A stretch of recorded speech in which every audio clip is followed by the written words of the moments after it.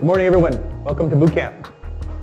I'm Andrew Ross. I'm the, I guess one way to call me is the evil mastermind behind boot camp. I'd like to talk to you a little bit about the ecosystem approach, and the importance of that ecosystem approach is that we're hoping to get the companies in the GIS space together to be able to address some very neat opportunities globally. So in 2004 we said let's make Ingress part of the open source community.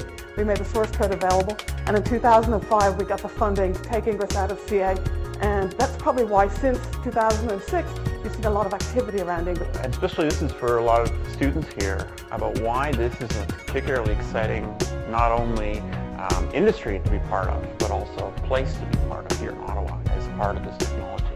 So it kind of creates an opportunity for open source developers to have access to a data center that's kind of like a Google or Microsoft scale data center without having to buy hundreds of thousands of dollars worth of hardware. An open source application like that ends up being reused in several others open source frameworks and applications.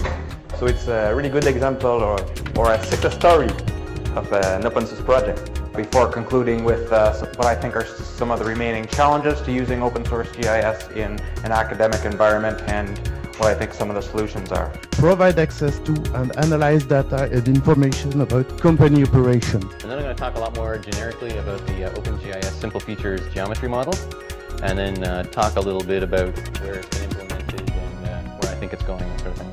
So OGC is about collaborative development of specifications for all sorts of geospatial uses.